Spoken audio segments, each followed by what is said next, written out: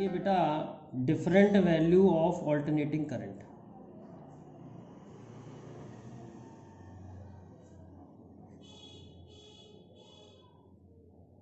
Different value of alternating current हमने alternating current का जो फार्मूला निकाला था वो निकाला था I naught sine omega t. तो आई नॉट क्या होता है? I naught maximum value of current होती है, maximum value of current, maximum value of current also called peak current, also called peak current. तो आई नॉट जो है वो पीक करंट है। जैसे आई की वैल्यू दे रखी है 10 साइन ऑफ 100 पाई टी, आपसे पूछे find peak value of current and frequency, find peak value of current and frequency. Peak value of current क्या है और फ्रीक्वेंसी क्या है? तो पीक वैल्यू कंपेयर करें, I is equal to 10 sine of 100 pi t, ये इक्वेशन है। और जो हमने इक्वेशन ड्राइव करी थी वो थी I is equal to 100 sine of omega t. तो कंपेयर करें तो आई नॉट जो हो गया वो 10 हो गया। तो करंट की पीक वैल्यू जो है वो 10 है। अब ओमेगा जो है वो 100 पाई है। कंपेयर कर रहे हैं बेटा, कंपेयर, ये ओमेगा टी है, ये 100 पाई टी है। तो ओमेगा 100 पाई है, ओमेगा 2 पाई एन होता है, 2 पाई एन 100 पाई है, तो एन जो है वो 50 है। तो एन फ्रिक्वेंसी जो है वो 50 हर्ट्स है और जो पीक वैल्यू ऑफ करंट है वो 10 है। अब हम देखते हैं पीक वैल्यू के अलावा एवरेज वैल्यू ऑफ करंट क्या होता है। एवरेज वैल्यू ऑफ करंट, तो मैं आपको पहले डेफिनेशन समझाऊंगा एवरेज वैल्यू ऑफ करंट की, फॉर्मूला निकाल के फिर हम एवरेज वैल्यू ऑफ करंट निकालेंगे। It is that steady current, it is that steady current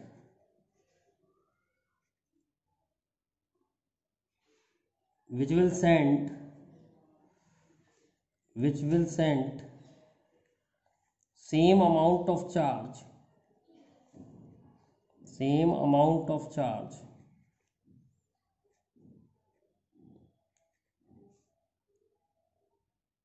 as sent by alternating current in same time in same circuit। समझते हैं इस डेफिनेशन को। किसी स्टेडी करंट से कितना चार्ज फ्लो होता है? तो आई अगर करंट है टी टाइम में इतना चार्ज फ्लो होगा स्टेडी करंट का, और ऑल्टरनेटिंग करंट का चार्ज कितना होगा? ऑल्टरनेटिंग करंट का चार्ज होगा, इंटीग्रेट करके निकालना पड़ेगा क्योंकि ये करंट जो है कांस्टेंट नहीं है। तो आई डी टी का इंटीग्रेशन करके 0 से लेके टी हम टोटल चार्ज निकाल सकते हैं। तो जब स्टेडी करंट और ऑल्टरनेटिंग करंट का चार्ज सेम हो जाता है तो उस स्टेडी करंट को एवरेज करंट कहते हैं। ये डेफिनेशन है। जब स्टेडी करंट का चार्ज ऑल्टरनेटिंग करंट के चार्ज के बराबर हो जाए तो उस स्टेडी करंट को हम एवरेज करंट कहते हैं। तो एवरेज करंट का फॉर्मूला क्या निकला यहाँ से? 1/T, 0 से लेके टी, आई ए सी मतलब ऑल्टरनेटिंग करंट डी टी। ये फॉर्मूला लगा करके हम एवरेज करंट की वैल्यू निकाल सकते हैं। अब हम ऑल्टरनेटिंग करंट की वैल्यू निकालेंगे for full cycle. Average current की वैल्यू कितनी आ रही है? तो एवरेज करंट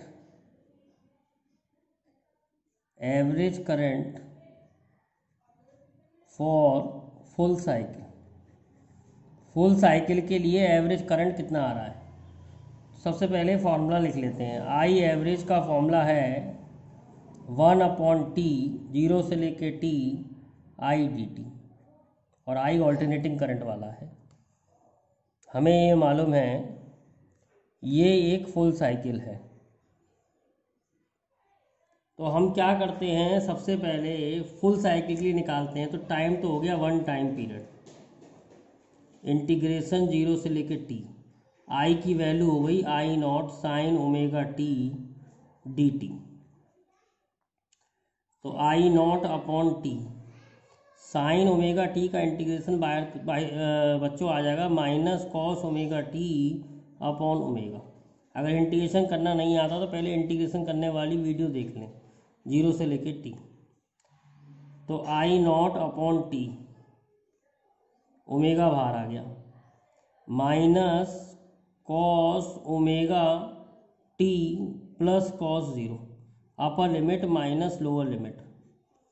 अब I naught upon T omega minus cos 2 pi by T into T plus cos 0 1 होता है।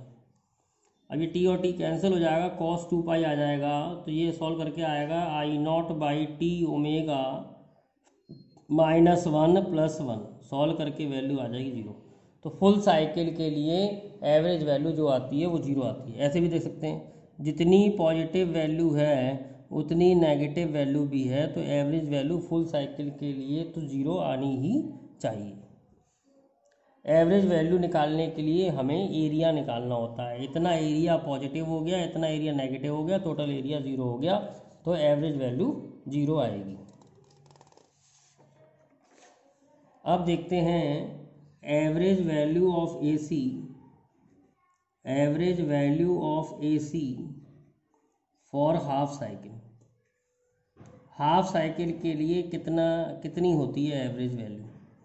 हाफ साइकिल या तो पॉजिटिव हाफ के लिए निकालें या नेगेटिव हाफ के लिए निकालें। तो पॉजिटिव हाफ के लिए निकालना है, T/2 टाइम के लिए निकालना है। तो आई एवरेज का फॉर्मूला लिख लिया पहले, आई एवरेज 1 अपॉन टी 0 से लेके टी आई डी टी। अब टाइम की जगह T/2 रख दिया, करंट की वैल्यू रख दी आई नॉट साइन ओमेगा टी, ये ऑल्टरनेटिंग करंट है, और इंटीग्रेशन कर लिया 0 से लेके T/2।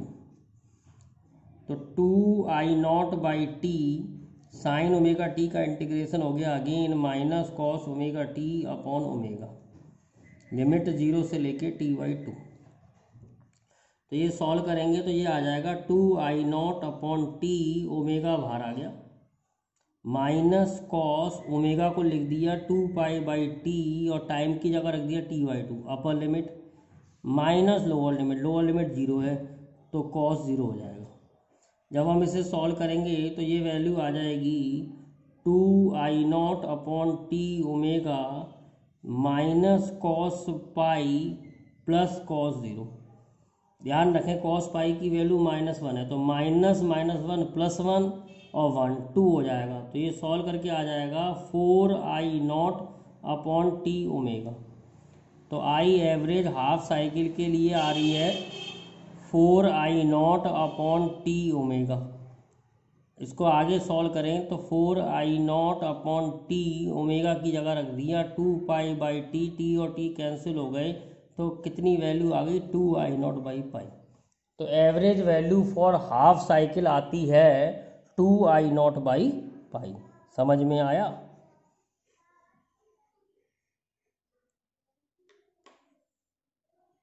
अब देखते हैं बेटा root mean square value of current या आरएमएस करंट। अब आरएमएस करंट की क्या डेफिनेशन है? It is that steady current,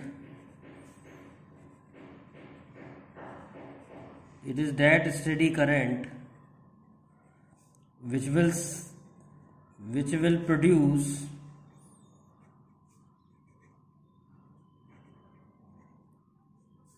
same amount of heat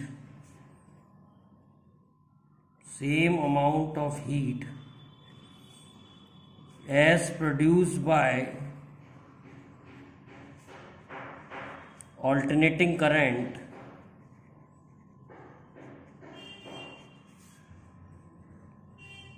in same resistance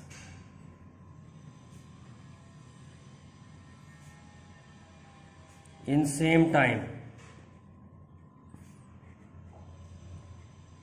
अब देखिए हीट का फॉर्मूला क्या होता है, किसी स्टेडी करंट की हीट का फॉर्मूला क्या होता है, आई स्क्वायर आर टी। और ऑल्टरनेटिंग करंट की हीट निकालने के लिए मेरे को इंटीग्रेट करना पड़ेगा I square R D T, zero से लेके टी। तो इस स्टेडी करंट को आरएमएस करंट कहते हैं।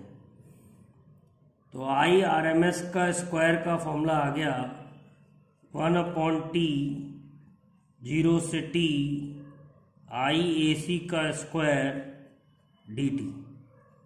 तो बेटा आई आरएमएस का फॉर्मूला आ रहा है 1/t, जीरो से टी, आई स्क्वायर डी टी। और ये करंट जो होगा ऑल्टरनेटिंग करंट होगा।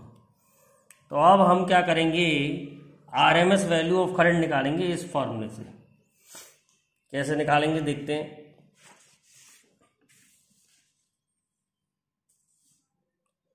आई आरएमएस का फॉर्मूला आया रूट ऑफ 1/t, जीरो से लेके टी, आई स्क्वायर डी टी। और आई ऑल्टरनेटिंग करंट है, तो ऑल्टरनेटिंग करंट का फॉर्मूला होता है I naught sine omega t. तो आई आर एम एस हो जाएगा एक टाइम पीरियड के लिए 1/t, टी की जगह कैपिटल टी आ गया, जीरो से टी, आई naught square sine square omega T D T.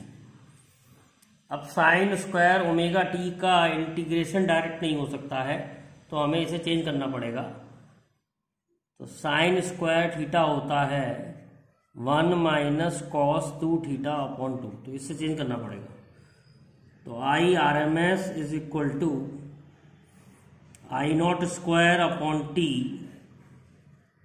Sine square omega T का इंटीग्रेशन करने के लिए 1 minus cos 2 omega T upon 2, zero से लेके टी। ये 2 बाहर आ जाएगा। I R M S is equal to I naught square upon 2t। अब बेटा 1 का इंटीग्रेशन आएगा, 1 माइनस कॉस 2 ओमेगा टी का इंटीग्रेशन, तो 1 का इंटीग्रेशन t आ जाएगा, कॉस 2 ओमेगा टी का आ जाएगा sine 2 omega T upon 2 omega, limit zero से लेके t। अब लिमिट रखनी है, तो आई आर एम एस आ जाएगा I naught square upon 2t। अब इस t की जगह एक बार t रखेंगे, एक बार इसमें रखेंगे साइन 2 ओमेगा खोल लेता हूं मैं, 2 pi by T into T upon 2 omega, और एक बार जीरो रखेंगे, 0 प्लस 0, क्योंकि साइन 0 भी 0 होता है। इसमें 0 रखा, इसमें भी 0 रखा, तो साइन 0 0 होता है। अब इसको कैंसिल कर दें तो ये वैल्यू आ रही है साइन 4 पाई। ध्यान रखें साइन 4 पाई की वैल्यू भी 0 होती है। तो क्या फॉर्मूला बैठ रहा है, ये वैल्यू आ रही है I naught square upon 2t into T, T और टी कैंसिल हो गया, तो आई नॉट अपॉन रूट 2। तो आई आर एम एस होता है आई नॉट अपॉन रूट 2।